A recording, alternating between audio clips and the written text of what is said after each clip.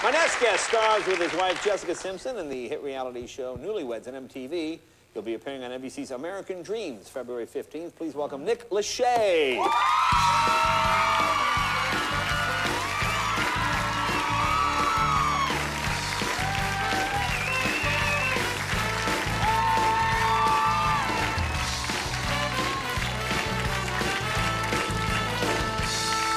Hey, you're at the Super Bowl. I was there. Yeah, you were there. I was there. Now Jessica was part of the halftime show. Yeah, she introduced all the performers before the big show. Yeah, she never thought of. No, you don't. No. That would be a dark day for me if that happened. Now, what did you make of that? You were there. What did you make of that? You know, when you were sitting in the crowd, you couldn't really tell. You couldn't see the actual item per se, but you could tell she kind of bent down. You could tell that she was embarrassed about something. Oh, you don't think you acting like she? But she knew. She admits now she knew. I think it was planned, but I don't think it was planned to go as far as it did or reveal as much as it did. You're very good. You should run for office. Thinking about it. That is a Bill Clinton answer. That was great. Well, no, because I turned to my brother and I said, did she just fall out of her top? Because you could see her bend over and it looked like she was a little embarrassed. Did you felt you wanted to rescue it? Or? I wanted to run right down and carry her off and be her hero. And, no, I think, but the bottom line is she's, I think mission accomplished. Everyone's talking about the incident and talking about the item. The item? And it's what she wants, Now, congratulations. It's a one-year anniversary, right, of your show? Yeah. And you're married. Well, our one-year anniversary was October. 1 year, and we made it through. Yeah. Now, do the cameras, do the cameras hurt the marriage at all? I mean, it just seems so odd to me. It's a curious question. We haven't really had any time without the cameras, so it's going to be interesting when the show's over. We might just, fall completely apart. That'll be like, we need the cameras. We'll invite them back for a 4th and 5th and 15th season just to stay together. All right. Now a lot of people, they watch, and everybody has an opinion. I read things, and people criticize your marriage. Does this get to you? Does this bother you? I don't think, and we promised each other this before we started the show, you can't really listen to what other people say, and I always find it interesting when magazines will say, oh, look at their body language, look at the way he's turned away from her, they're not doing well, and everyone has something to say, and you can't listen to therapists, you just...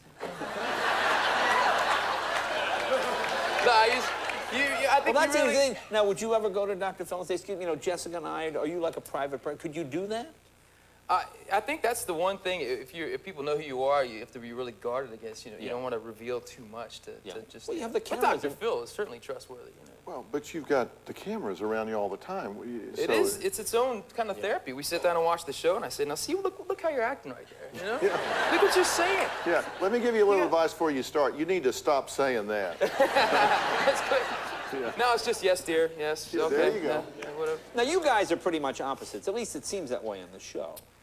We don't see eye to eye on everything. Like housekeeping, you have different... Housekeeping, Jessica feels like she should have someone to pick up her towel when she's done with it and put it back, and, someone to fan her when she's, walking down the stairs. And money, it's like money. It's like we just got our first joint account. Yeah. And it's a little scary because a business manager gave her the ATM card and gave me one. I felt like it's like a race to see who can get there first and get the money before, before she's going to get there, there won't be anything left. Now, is she spoiled that way, do you think? I mean, she's a lovely girl, but could she be a little spoiled that way, do you think? I think she's used to having things done for her. Not that that's all she knows. And so, So you don't do those things for her?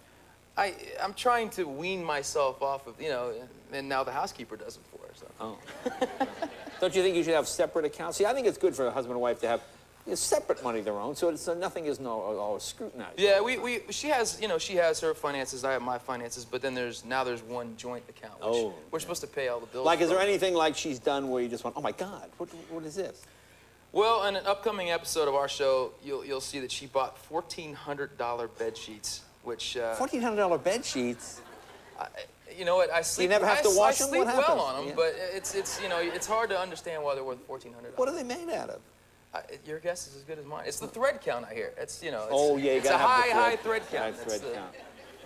That's the key. Now tell me about the watch. I don't have the watch on, but tell me this story. It was my 30th birthday, which I I was not looking forward to. I have to talk to you about it after the show. Okay. But And where were you? Where were you when she got there? we had a party at 40 Deuce. It's a club here in town. It's Okay. known for its burlesque style dancing, and she jumped out of a cake. Wow. And did a little dance, and then gave me this beautiful watch. So it was a good birthday. Oh, okay. Now, how much did the watch cost? It was up there. It was.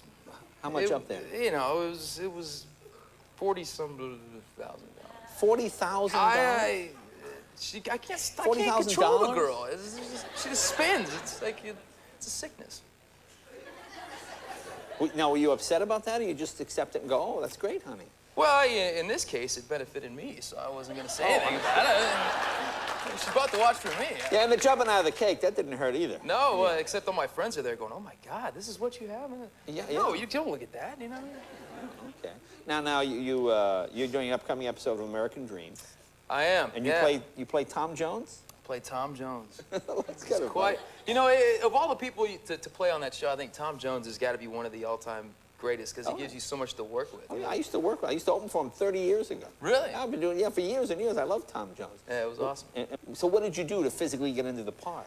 Well, you know, they gave me some really obnoxiously tight pants to wear, you know, which, you know, I immediately felt like Tom. And then they actually physically glued chest hair, because I don't have chest hair. I'm like bare. They glued chest hair onto my chest and had me, you know, open the shirt wide open, and I went out there. Yeah. It was like this look here. Yeah, there you go.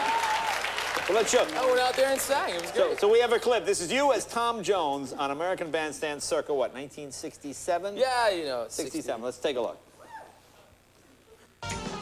It's not unusual to be sad with anyone, but if I ever find that you've changed at any time, it's not unusual to find that I'm in love with you. Oh, oh, oh, oh, oh, oh, oh, oh, oh.